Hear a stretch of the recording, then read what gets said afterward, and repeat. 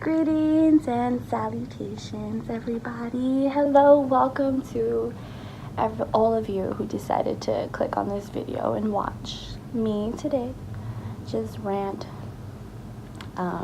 because apparently I have nobody to talk to. I'm like a loner who doesn't want to be alone. But my last video was a little more lighthearted than this one, and today I'm just gonna talk. I'm just gonna be real, and maybe somebody out here can relate to me and we can have like a conversation about this. So I'm not gonna lie, I've been feeling like so much ass. I've been feeling so terrible, and this is like a complete like 180 from my first video. Like my energy, like you can just tell. I've been noticing that social media is so bad for us. Like you wake up and you literally compare yourselves all day to other people, and it, like, you may not want to face it, but it makes you feel some type of way. Like when you see somebody with their life all together, or they're always happy, or they have this like car you want, or they know how to like do their makeup well, and they look so pretty, and they go to the gym every day, and they're like, you know, being productive with their lives. And then you think about you, and then you're just like, oh, like, well, not maybe you, not you, but I know me. I'm just like, oh fuck, like I want to be there too. I want to be like these people. And it's like, I know I have all of the potential to be everything that I'm seeing and so much more, but it's so hard. It's so hard once like you've like dug a grave for yourself, like emotionally and mentally. And it's really hard. It's really hard to pick yourself back up. It's so fucking hard. It's so hard. And people just say like, oh, come on, don't be sad. Oh, you're too pretty to be sad. Or they just say like, oh, come on, like, the sun is gonna shine tomorrow. Like, no, like, calm down. Like, it could be rainy for a couple days. Like, it's completely normal. And it's like, you have to go through this time of like solitude and sadness, so you can just like get it out of your system, so the sun can come back up again, you know. And it's like, but during a fucking storm, it's shitty. It's really fucking shitty, because it's like you don't know what to do.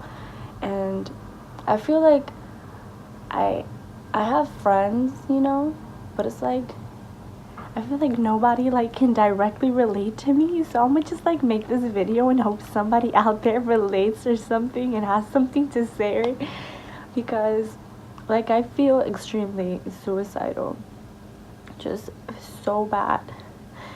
And like I have a therapist and everything. I've been seeing her for like 10 months now. It's helped so much. Thank you, Caitlin. Oh, I love her so much. I love her so much. Therapy is really fucking awesome, and I really recommend. Even if you think you don't need it, you probably could gain something from it, you know. So just give it a try. But I can't tell her this, and it's like I can't tell many people this, because nobody really knows what to say when you say, hey, I want to kill myself, you know. And it's like, I'm Dominican, and having Spanish parents is kind of hard. Having Spanish parents is really hard, because they don't understand. They just think that you're like a lazy bum that don't want to get up and you don't want to do anything. It's like, oh, you don't do anything, you don't clean the house, you don't do this. And it's just like, I don't even want to be alive right now. You think I want to clean some dishes? Like, what? Like, just leave me alone and stop coming for me. Like, parents are just sometimes so oblivious and so ignorant, and you can't really blame them too much, because it's just a generational thing. Like, they didn't really deal with mental health so much. Like, the generation of now, that's when mental health is being talked about. and it's going great, but you know, it needs to be talked about more, and it needs to be talked about seriously, you know. We need to like just help each other out, you know, and everybody should know like warning signs and of like suicidal people and or just anxious people. I had an anxiety attack at work. I actually had two, and I was sitting there. I'm a cashier at Whole Foods. So between customers, you get 5 seconds. There's a timer, it says 5 seconds, and that's the time you get to like breathe until you get another customer. And so I got to work, and I'm signing in on the register, and then I signed in, and it goes 5, 4, 3, 2, 1. And during those 5 seconds, you already see the customer that's gonna come to you eventually. You already know who's gonna come to you, so you're just watching them for 5 seconds, and you're just like, I know you're coming to me. And I just felt this like rush of anxiety just come to me, and I don't know why. Partly because I fucking hate that job, but I don't know, something about those 5 seconds really fucking kill me.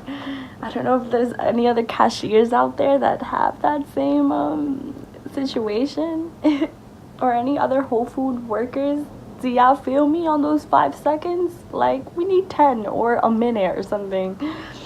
Unrealistic, but you know.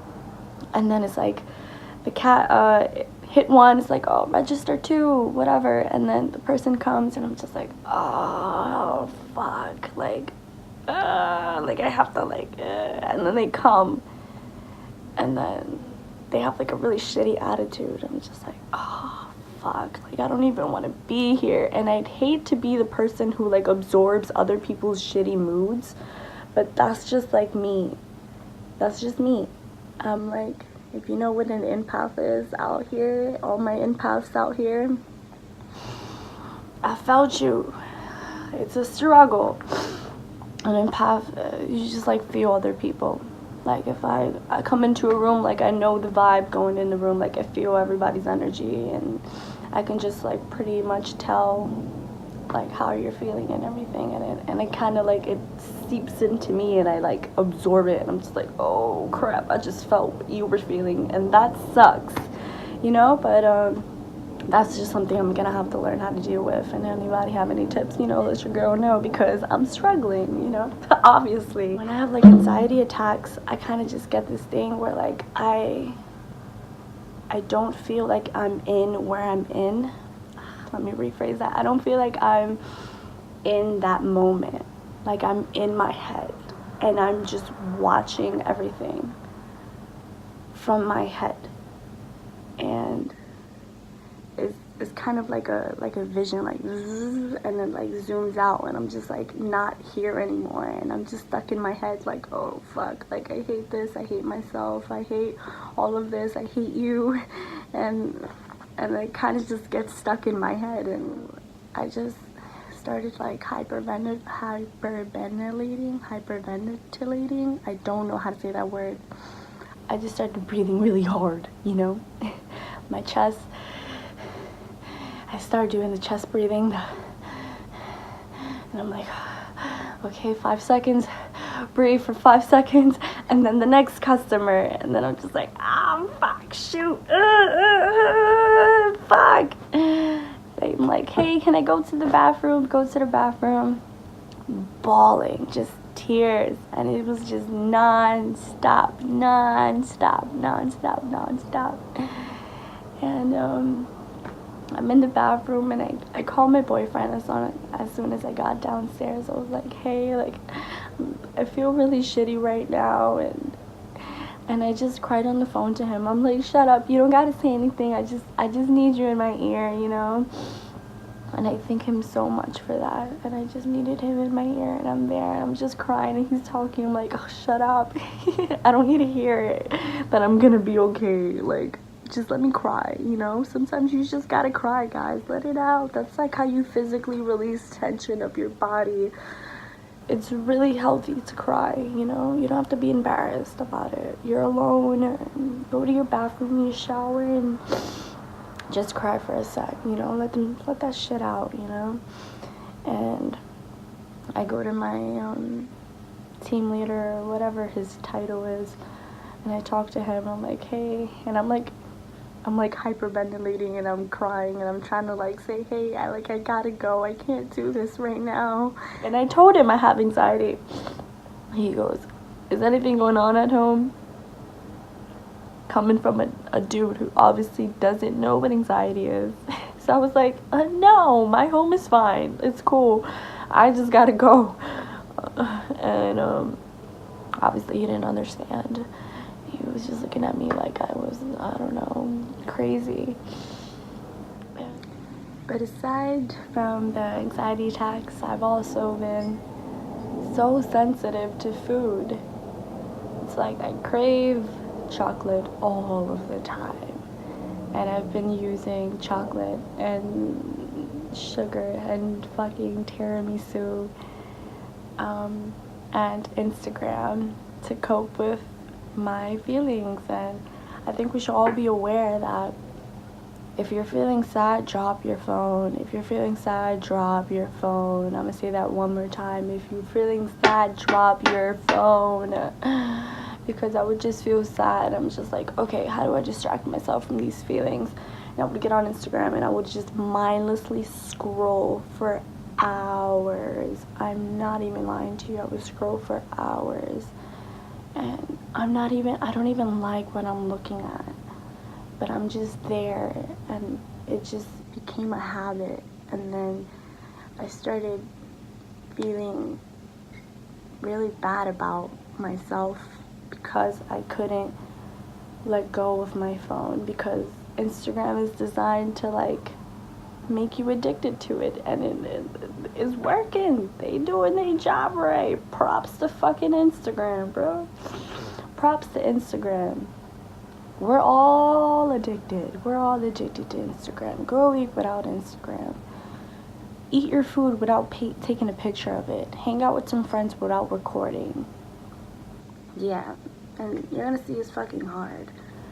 You know, so I actually deleted Instagram for a week. And today I opened it, but it was by an accident. I opened it, and then I got caught in Matrix again. And that hit me so hard and triggered today's mood. It hit me so hard. So I'm on Instagram, I'm like, fuck, I posted a selfie, and it's like nobody hit me up like, oh, you're back, how you been, or anything. And it hurt. Like, I can't expect people to do that kind of stuff, but you know, it hurt. And it obviously showed me that I can't keep company with myself. And that was what the break from social media was supposed to teach me. It was supposed to teach me that, you know, I'm okay by myself. I don't need others' approvals. I don't need others' reassurance about myself. Like, I'm supposed to deliver that for myself, you know? At the end of the day, once again, back to my first video, you living with yourself 24/7. You have to supply to yourself, you know? You can't keep depending on everybody else, because they're not going to be there all the time, and that's going to suck when they're not. And I went on my roof, and I smoked a cigarette, and I ate some ice cream, all on live. I went on live, and I was there. People was just watching me, not saying much, and I was just there. And I'm just like, fuck. And I'm cold. And I'm so tired of being locked in this fucking house. I'm so tired of being locked in here. But it's winter. And it's cold outside. And if I'm not locked in my house, then I'm like locked in somebody else's house. Probably somebody that's probably not even my actual friend, you know? I smoked that cigarette, and it hit me like a ton of bricks. And it made everything just intensify much worse. I got nauseous, and I was like, fuck. I usually, when I'm anxious, I turn to cigarettes. Very rarely though. Very, very rare I smoke cigarettes. Only when I'm just like at my like max like stress. and it didn't help for the first time. When the first time I smoked cigarettes, I was so anxious. I was on like the last 4 minutes of my break at Starbucks, and I smoked one with a customer, and it just like the knot in my chest just like blew away with the smoke of the cigarette. And I was just like, what did I just unlock right now? What kind of unhealthy shit did I just unlock for myself now? So I've been using that as like a coping mechanism since then. And I don't knock anybody for smoking cigarettes, because I understand it really, it helps when nothing else helps, you know? But today it didn't help. It didn't take the knot away. It made it worse, and it made it ache. First time I related to somebody with over the having the knot in your chest was actually a recovered heroin user. Came to my college class one day, and he gave this whole presentation, and he said, no, it wasn't heroin, it was coke. And he said he never wanted to try coke. He thought it was like for drug heads, whatever. But he went to a party and somebody offered it. And he said he sniffed and he went, and he came from that line, and the knot fell away from his chest. And I never felt that so fucking hard. I've never felt anything so hard. And I realized it's not just me with this chest and a heavy heart, you know? I learned something new yesterday that I'm gonna pass on to you guys. And it was the average hug lasts around 8 seconds. But hugs are supposed to at least be 20 seconds to relieve stress. So hug somebody for 20 seconds. Hug your boyfriend for 20 seconds. Hug your best friend for 20 seconds. Hug your mom for 20 seconds. And it's supposed to relieve tension. And I think I'm just gonna start hugging people more. So it looks like I got lost in my head. So I'm just gonna end the video here and just say thank you for watching. Thank you for listening. Just thank you. Thank you for being you in this hard world. It takes a lot of courage to stay alive and a lot of bravery, because, you know, life isn't easy at all. Life is not easy. And you're already making it by being alive, so stay alive. Come on, guys, let's all stay alive together.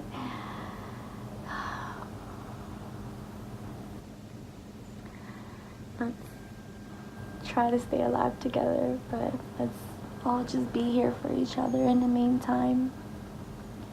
So, bye. And have a wonderful day.